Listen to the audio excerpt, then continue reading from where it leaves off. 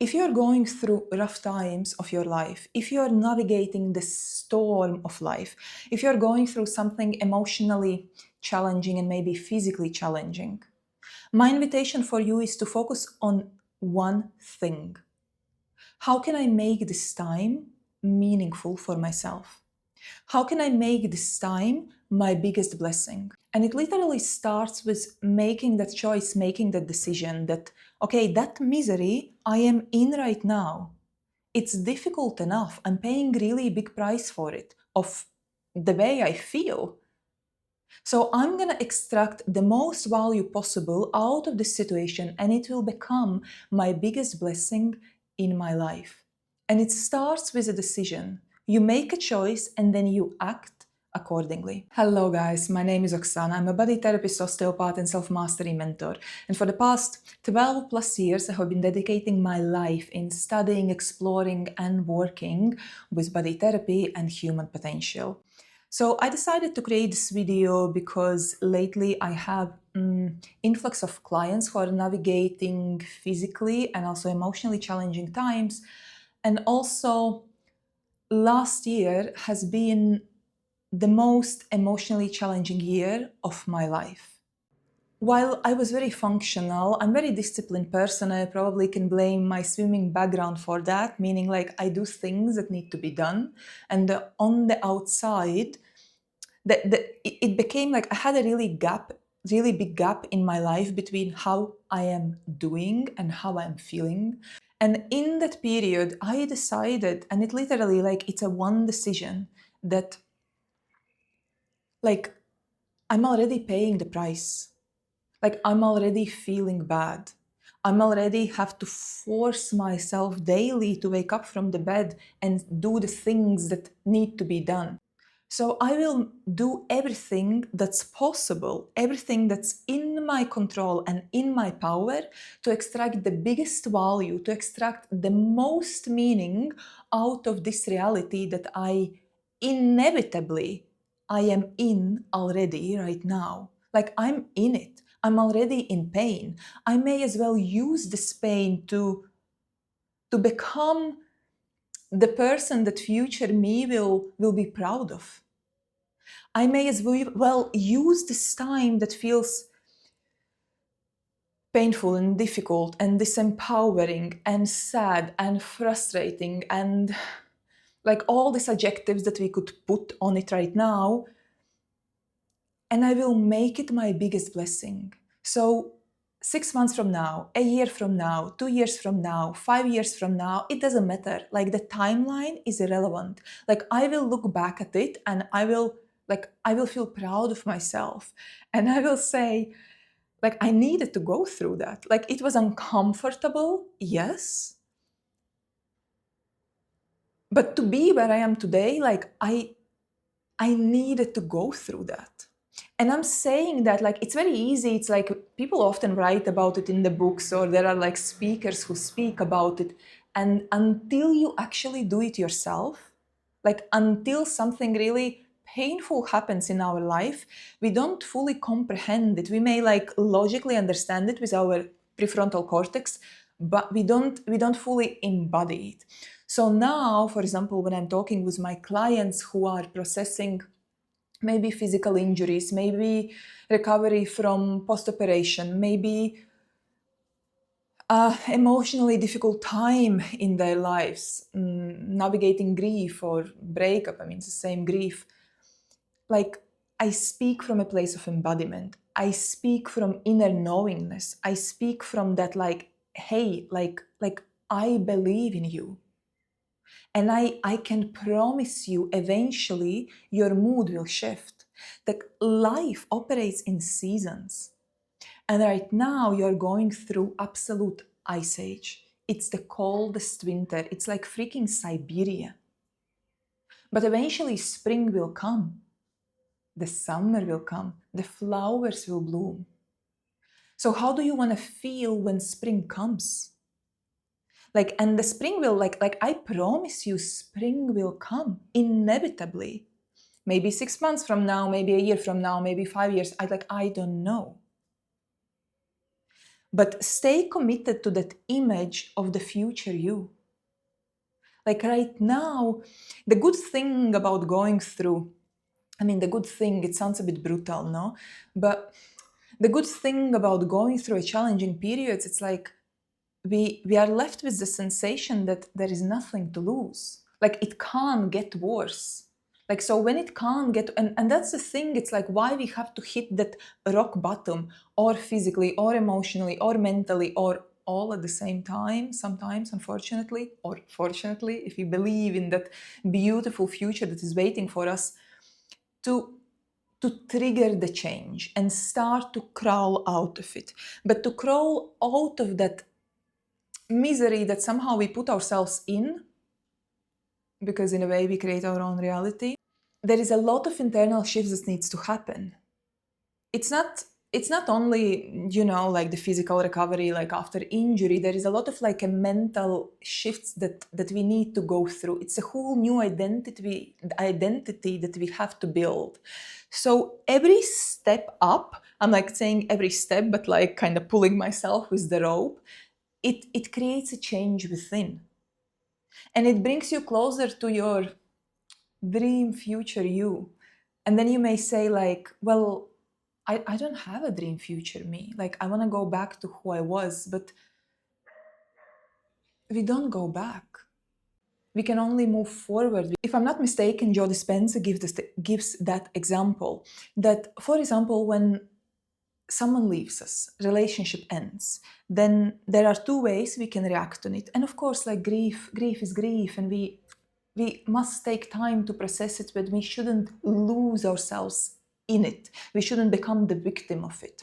We should use the grief to create more meaning in our lives. So coming back to Joe Dispenza, he uses that example where it's like, okay, you can say all these things, nobody will ever love me, I will never find love, why everyone leaves me, people don't love me, I'm basically the victim of the universe.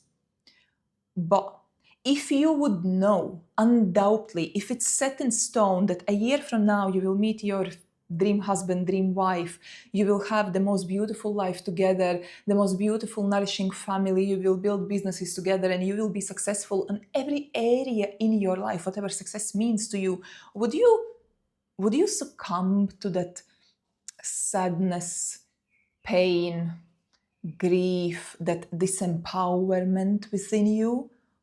Or you would feel your feelings and then you would, hey, there is a beautiful future waiting for me. So the question is like why we don't believe in that beautiful future. So if you believe that the beautiful life is waiting for you around the corner, would you stay rotting in bed feeling sorry for yourself? Like, I don't think so. You would like focus on bettering yourself, on enhancing yourself, whatever that means for you. Like, we all are different.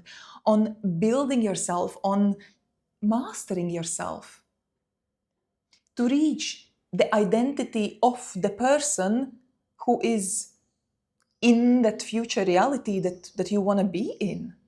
What I'm saying is that if you are moving through something challenging in life right now, you are already in pain. It already feels bad, meaning you already paid the price. Now, it's your responsibility to extract as much value, as much meaning, as much worth from the reality you are in, so it justifies the price you're paying for it. And it doesn't mean that what happened to you or what is happening to you is not valid. It doesn't mean that your feelings are not valid. They are. They always are. What we feel is not upon a discussion. It's what we feel. But I'm saying that just by shifting our perspective and becoming curious of like, how can I find opportunities to grow through the situation I'm going through? In which way this, what happened to me, has enhanced my life? And people have so much resistance to think about it, like I know from my clients, and it doesn't mean that the experience you're moving through is not painful. It doesn't mean that. But open your vision, open your mind to the possibility that the universe is not against you, the God is not against you. One of the affirmations like a belief, I don't know, that really got me through the most challenging days was God loves me. And I'm saying I'm not even Christian, but when we get really low in life, we need to believe in something. And when everything is crashing in the external reality around us and in the internal reality within us, then we need a crutch, we need a pillar to lean on. And for me, it became the belief that God loves me. So it's impossible that I'm on a wrong path. The path I'm walking, I am meant to walk. It's actually bringing me into a beautiful future, into a beautiful life. And I know how hard it is in that moment to believe in it. Like I know it. But eventually we don't have a choice. It's like it just can't get worse anymore. It can only get better from now on. And you choose to pull yourself out of that abyss of despair. Our brain, like just physiologically, the way it's designed, likes questions and likes to find evidence and proofs and answers for the questions we are asking ourselves. Meaning, it's like, why it's always happening to me? Like, why it's like this? Like it's unfair. And the brain will just find evidence like, yeah, well, that's unfair, poor you. But if you ask your brain, how can I turn this into my biggest blessing? How can I extract the most value, the most meaning out of this reality I'm going through? Your brain inevitably will start to search for answers to this question and present you with different opportunities, which will appear like coincidences and serendipities in your life. But the thing is that like we don't experience life, we experience what we focus on. And we have a choice, what are we focusing on? So why not to choose to focus on good? So here are 3 more global questions to ask yourself. And then I'm going to tell you 2 questions more like as a journaling exercise that you can do daily. So the 3 questions to ask yourself is, how can I grow by going through this experience? How can I train your brain to find an opportunity for growth? We are going through the reality that you have to inevitably go through and you're already going through. Question number 2, who am I becoming by going through this experience of life? And question number 3 is, if I were the hero in my own movie, what would the hero do right now? And take a moment to or think about it or script about it, meaning write about it. So these are more global questions to ask. And the daily journaling exercise that I would really wholeheartedly recommend you to do is every day before you're going to sleep, every day, like every night before you're going to sleep, or journal or just simply think in your mind about 2 questions. Question number 1, in which ways did I improve today? In which ways did I grow today? And question number 2, in which ways can I grow tomorrow? And what it does, it will train your brain to find ways, to find opportunities for growth and for evolution. And not only opportunities, it will train your brain to find evidence for your growth that happened. I want to emphasize that brain doesn't care how big, how small, like a brain doesn't distinguish between memory, imagination, and reality. For brain, like the organ, the tissue in our head, it's all the same thing. So train yourself to find good in whatever situation. And it's really literally what happens when we train ourselves. We are building the new neural connections. Because if you have a choice, and we all do, it's just the human mind is built that way, we actually have a choice to choose to view the reality through a different filter, through the filter that is much more loving, much more empowering, much more exciting for us. Why wouldn't we do that? Is there a logical answer? No, there is only patterns that are habitual for us, and sometimes In a way, it's just habitual for us to feel bad. We are addicts to our own emotions. No, Joe Dispenza talks about it a lot. I want to remind you that mood follows action. We often think that, oh, I'm gonna do that thing, whatever the thing is that we want to do. Wake up earlier in the morning, go to the gym, sort out my admin work, start a project, start a business when I'm gonna feel good. But it's not happening that way, fortunately or unfortunately, I don't know, but it's completely opposite. It's like mood follows action. We have to initiate the action and mood will follow. And I think when we understand the physiology of human mind and body, that like in a way, life becomes a little bit easier to live. So to really wrap it up and sum up this video is like daily ask yourself, what is the opportunity for growth in the reality I'm in? And single-mindedly focus on that. How can you involve? How can you grow? How can you turn this moment you are in into your biggest blessing? And then start looking for answers, and the answers will present themselves in your life in the form of what I mentioned, no? Serendipities, different opportunities, like encounters and so on. But you already are paying the price, very, very big price, to feel challenged, to feel bad, to move through something very difficult. It's difficult, like pain is painful. We may as well make it meaningful.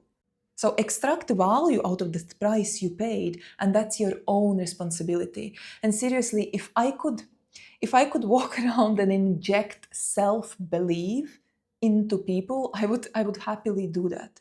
But I also have realized that, like, it doesn't matter how many books we read, it doesn't matter how many movies we watch, it doesn't matter how many stories we hear, until we are hit with this rock bottom and we are forced to get ourselves out of this, we don't fully understand what actually that means. But also, like, that will be your story, that story that who nobody will be able to take away from you. You will become an empowerment, a motivation, a proof for people that the better future is possible. Believe in yourself as if there is no tomorrow. Trust that the path you are in is not a wrong path. It's leading you exactly where you need to go. But take responsibility, like immense responsibility, and extract the most value, the most meaning from this path you are walking on. And believe in the beautiful future for yourself. I wish you well.